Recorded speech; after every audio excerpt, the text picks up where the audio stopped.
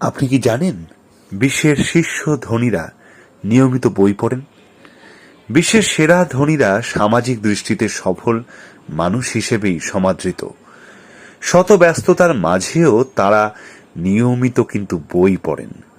তারা বইয়ের জ্ঞান বাস্তবে প্রয়োগ করেই হয়েছেন পৃথিবীর শীর্ষ সম্পদশালী। শীর্ষ ধনীদের বই পড়ার এমন অভ্যাস নিয়ে লিখছেন এম মুজাহিদ উদ্দিন। বিল গেটস নামটি সারা বিশ্বে সবার কাছে পরিচিত। এ মানুষটিও প্রচুর বই পড়েন। তিনি প্রতি সপ্তাহে অন্তত একটি বই শেষ করেন। বছর শেষে তিনি পড়ে ফেলেন 50টির মতো বই। তিনি বিজ্ঞান এবং প্রযুক্তি সম্পর্কিত নন ফিকশন বই থেকে শুরু করে উপন্যাস এবং আত্মজীবনীও পড়েন। শুধু নিজে বই পড়ে ক্ষান্ত থাকেন না, বই পড়া শেষে বইয়ের রিভিউ দেন তার নিজস্ব ওয়েবসাইটে।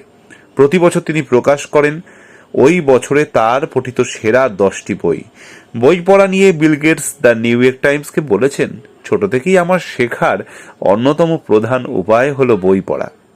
ইলন মাস্ক বিশ্বের শীর্ষ ধনীদের একজন। কে না চেনেন তাকে? ইলন মাস্কের নিয়মিত অভ্যাসগুলোর মধ্যে কিন্তু অন্যতম অভ্যাস বই পড়া। এক সাক্ষাৎকারে তিনি জানিয়েছেন, ছোটবেলা থেকে নিয়ম করে 10 ঘন্টা নাকি তিনি বই পড়তেন। তবে ব্যস্ততা বাড়ার কারণে 10 ঘন্টা বই পড়া এখন আর সম্ভব না হলেও প্রতিদিন তিনি নির্দিষ্ট সময় কিন্তু বইটা পড়েন। তিনি একজন মনোযোগী পাঠকও বটে। তিনি মনে করেন বিশ্বকে নেতৃত্ব দেওয়ার জন্য জ্ঞানার্জন অত্যাবশ্যক। তাকে একবার জিজ্ঞাসা করা হয়েছিল কিভাবে তিনি রকেট বানানো শিখলেন। উত্তরে বলেছিলেন, I read books. Mark Zuckerberg.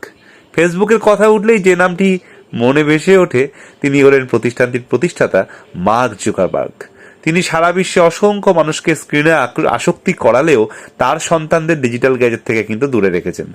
এসবের বদলে তিনি সন্তানদের হাতে তুলে দিয়েছেন বই।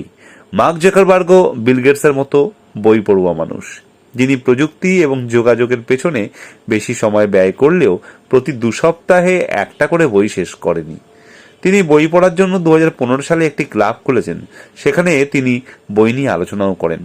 মার্ক জুকারবার্গের এই ফেসবুক থেকেই কিন্তু আজও আমি এই লেখাটি পেয়েছি, তার জন্য তাকে ধন্যবাদ। ওয়ারেন বাফেট মশাই গোগ্রাসে বই পড়েন। তিনি 11 বছর বয়স থেকে সংবাদপত্র, বার্ষিক প্রতিবেদন, অর্থ ব্যবস্থাপনা, বিনিয়োগ, ব্যবসা, অর্থনীতি প্রভৃতি বই পড়া শুরু করেন। তার জ্ঞানের তৃষ্ণা ব্যাপক। তিনি এত বেশি বই পড়তেন যে তার শহরের যত লাইব্রেরি ছিল সেগুলো তার কাছে কম মনে হতো। শুধু তাই নয়, 94 বছর বয়সী ওয়ারেন বাফেট এখনো প্রতিদিন গড়ে 500 পৃষ্ঠা বই পড়েন।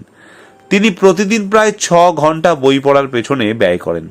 যেখানে যুক্তরাষ্ট্রে প্রাপ্তবয়স্করা দিনে মাত্র 20 মিনিট পড়ার পেছনে ব্যয় করেন, তিনি মনে করেন বই পড়া হলো চক্রবৃদ্ধি সুদের মতো, যত পড়বেন তত জ্ঞান বাড়বে। তিনি বই পড়ার অভ্যাসকে তার সাফল্যের রহস্য হিসেবে মনে করেন। Jack Ma. আলিবাবার সহপ্রতিষ্ঠা জ্যাক মাকে অনেকেই অনুপ্রেরণাদানকারী হিসেবে চেনেন। তিনি জীবনে অনেক সমস্যা মোকাবিলা করে সফল হয়েছেন। তার প্রতিদিনের অন্যতম অভ্যাস হলো বই পড়া, নতুন কিছু শেখা। তিনি প্রতিদিন বই পড়েন আরও স্মার্ট হতে এবং নতুন কোনো আইডিয়া খুঁজে পেতে।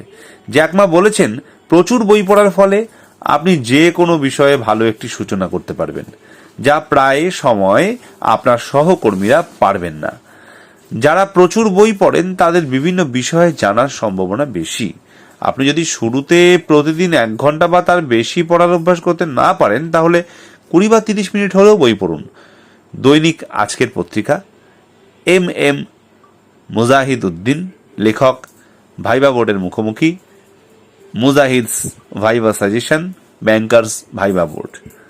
আমি নিয়েছি এই লেখাটি ফেসবুক থেকে। ধন্যবাদ এতক্ষণ আমার এই প্রতিবেদনটি শোনার জন্য। নমস্কার।